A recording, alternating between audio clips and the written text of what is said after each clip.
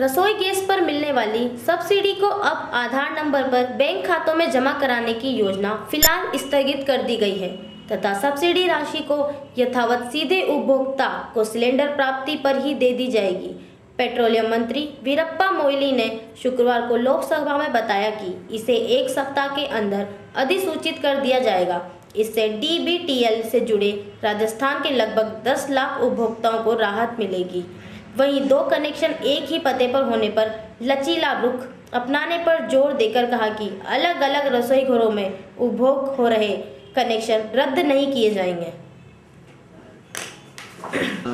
माननीय मंत्री petroleum minister द्वारा आधार कल अनाउंस किया गया है कि LPG उपभोक्ताओं के लिए आधार कार्ड की अनिवार्यता समाप्त कर दी गई और जो पूर्व घोषित संख्या के अनुसार इस वर्ष 11 सिलेंडर और अगले वर्ष से यानी कि अप्रैल 2014 से मार्च 2015 तक 12 सिलेंडर रियायती दर के ऊपर ही उपभोक्ताओं को उपलब्ध कराए जाए। अभी तक वो स्कीम ऑयल कंपनीज के तरफ विड्रॉ नहीं की गई है। अभी भी जिन उपभोक्ताओं के आधार कार्ड बैंक से और हमारे यहाँ पे लिंक हो गए हैं उनको नॉन सब्सिडी का सिलेंडर मिल रहा है और उसकी सब्सिडी पार्ट जो भी अमाउंट है इस महीने का जैसे 702 रुपये वो उनके खाते में जमा किया जा रहा है। नॉर्मल कोर्स में 5 से 7 दिन के अंदर अंदर सब्सिडी आ रही है, लेकिन कुछ एक केसेस के अंदर थोड़ा डिले हो गया है, लेकिन नॉर्मल कोर्स में ये 5 से 7 दिन के अंदर अंदर सब्सिडी उपभोक्ता खाते के अंदर आ रही है। सबसे बड़ी खुशी तो ये है कि आधार कार्ड नहीं दिया जाएगा। जैसे किसी के पास में आधार कार्ड नहीं है, कितनी बड़ी बात है वो। अभी मान लो जैसे मेरे पास आधार कार्ड नहीं है, फिर भी मेरे को जो गवर्नमेंट ने योजना चालू करी है उसका लाभ मिल रहा है पूरा। ये बहुत खुशी की बात है। राज्य की राजनीति में कल एक अध्याय और जुड़ गया है। मुख्यमंत्री वसुंधरा राजे ने अंतरिम बजट भाषण में अशोक गहलोत पर गलत आंकड़े पेश कर सदन को गुमराह करने का आरोप लगाया था। इसे सदन ने बहुत ही गंभीरता से लिया है और गहलोत पर विशेषाधिकार हनन का प्रस्ताव पेश किया है। राज्य की राजनीति में शुक्रवार को एक नया अध्याय जुड़ गया, जब पूर्व मुख्यमंत्री बाजीगर अशोक गहलोत अपने 2013 से 14 के बजट भाषण में जानकारी छिपाने तथा गलत आंकड़े पेश करने के आरोप में फंस गए। पूर्व मुख्यमंत्री ने अपने पिछले बजट में अपनी संपूर्ण बाजीगरी दिखाते हुए सदन में गलत आंकड़े पेश कर वाहवाही तो लूट ली, मगर नई वसुंधरा सरकार के आने के साथ ही गहलोत की हाथ की सफाई पकड़ी गई। विधानसभा में शुक्रवार को सदन को गुमराह करने के कारण गहलोत पर विशेषाधिकार हनन का प्रस्ताव रखा गया। देश के इतिहास में यह पहला मामला है जहां बतौर वित्त मंत्री किसी पर सदन में यह कार्यवाही की गई। हनन समिति 6 माह में जांच कर अपनी रिपोर्ट देगी। वहीं कांग्रेस विधायक प्रद्युम्न सिंह ने कहा है कि बजट में अनुमानित आंकड़े दिए जाते हैं। आज तक बजट पेश करने वाले किसी वित्त मंत्री या मुख्यमंत्री के खिलाफ ऐसा विशेषाधिकार हनन का प्रस्ताव सदन में नहीं आया है।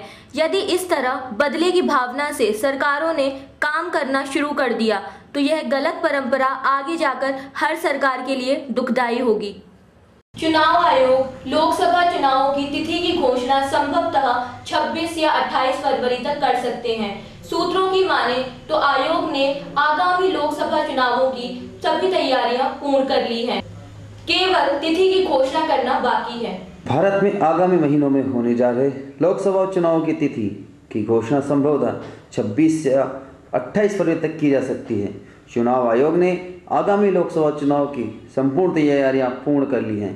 केवल आयोग को अधिकारियों तथा सुरक्षा एजेंसियों से बैठक कर गृह मंत्री से मिल आगामी तिथि की घोषणा करने शेष है, जिन्हें पूर्ण कर 26 या 28 फरवरी तक चुनाव तिथि की घोषणा की जा सकती है। कल राजस्थान तकनीकी विश्वविद्यालय का चतुर्थ दीक्षांत समारोह बड़े हर्षोल्लास के साथ संपन्न हुआ। इस दीक्षांत समारोह में 50 विद्यार्थियों को गोल्ड मेडल प्रदान किए। वहीं पद्मश्री प्रोफेसर आनंद कृष्णन व प्रोफेसर गोवर्धन मेहता को कुलाधिपति राज्यपाल मार्गरेट अल्वा ने डी.लिट की मानद उपाधि से नवाजा। अपनी सादगी के लिए प्रसिद्ध अल्वा ने भारतीय संस्कृति के विपरीत पहनने वाले गाउन को पहनने से इनकार कर दिया। अल्वा ने विद्यार्थियों को अपनी सोच बदलने की सलाह दी। वही सक्रिय राजनीति में दोबारा आने पर अनिच्छा जाहिर की। वही सलाह दी कि प्रोफेसर की सेवानिवृत्ति की आयु बढ़ाई जानी चाहिए। राज्यपाल कल सायं 5:25 पर हनुमानगढ़ एक्सप्रेस द्वारा रेल मार्ग से वापस जयपुर को प्रस्थान कर गई।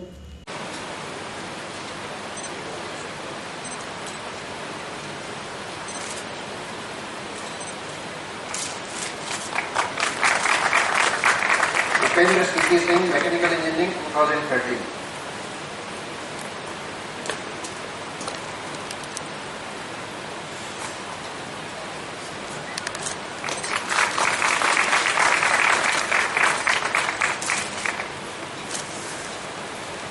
अपेक्षा जैन की architecture 2012।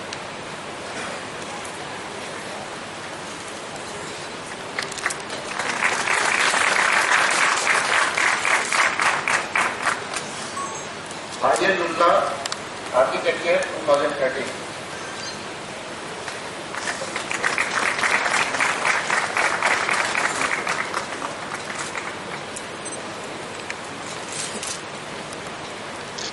Thank you your excellency. तो रहिए ना बेखबर, डालिए एक नजर समाचार विजन पर।